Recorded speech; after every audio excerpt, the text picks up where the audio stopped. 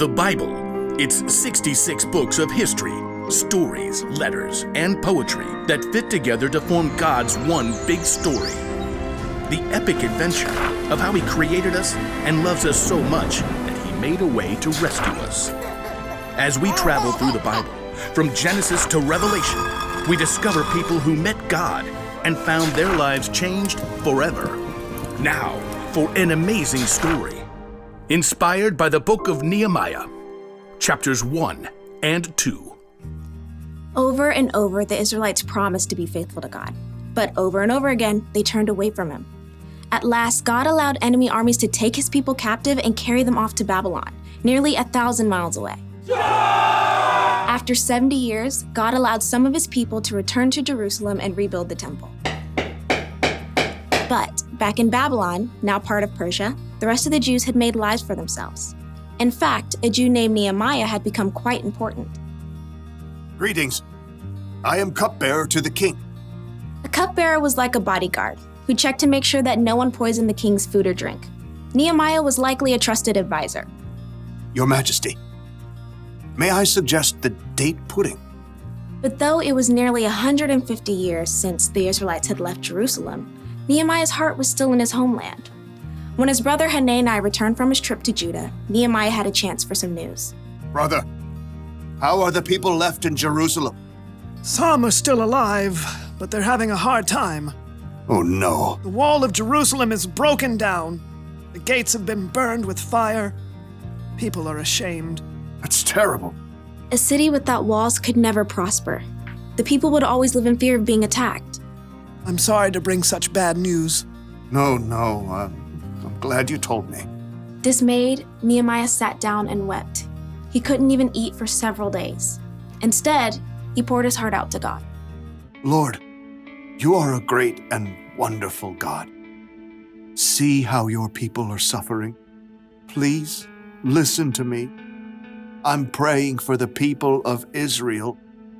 We Israelites have committed sins against you. We haven't obeyed the commands you gave to Moses. Nehemiah reminded God of the promise He made to His people. You said, if you people are not faithful, I will scatter you among the nations. But if you return to me, I will bring you back. Lord, please pay careful attention to my prayer. Give me success when I bring my request to King Artaxerxes. For 4 whole months, Nehemiah prayed daily to God. He knew before taking action, he needed to listen and prepare. At last, he was ready. Your Majesty. Anyone who came before the king was supposed to appear happy. But for the first time, Nehemiah allowed his true feelings to show. Oh, why are you looking so sad? May you live forever? Why shouldn't I look sad? The city of my people has been destroyed, and fire has burned up its gates. The king could have been annoyed and ordered Nehemiah to be punished. But God moved his heart. Well, what do you want? Nehemiah prayed silently for the right words. Send me to Judah. Let me go to the city of Jerusalem. I want to rebuild it. The king frowned and glanced over at the queen. At last he said, How long will your journey take? When will you get back? Precisely as many moons as are required. Fair enough. Dismissed. Nehemiah turned to leave, but he knew there was more he needed for the job. If it pleases you, may I take some letters with me? I want to give them to the governors west of the Euphrates River. Then they'll help me to travel safely. Done. Oh, and a letter to the caretaker of the royal park? So he'll give me logs for the wall and gates and a house? What next? A whole escort of army officers and horsemen? That would be fantastic. Fine. All of it. Get on with it. God had given Nehemiah such favor with the king that he had everything he needed for his long journey to Judah. At last, Nehemiah had reached the city he dreamt of his entire life. Jerusalem. Though Nehemiah was overjoyed by the first glimpse of the city, it must have been difficult to see its crumbling, broken down walls. So much work to be done. But Nehemiah didn't tell anyone his plan at first. On a bright moonlit night, Nehemiah snuck out with only a few others to see the full damage to the walls. We have to know what we're up against.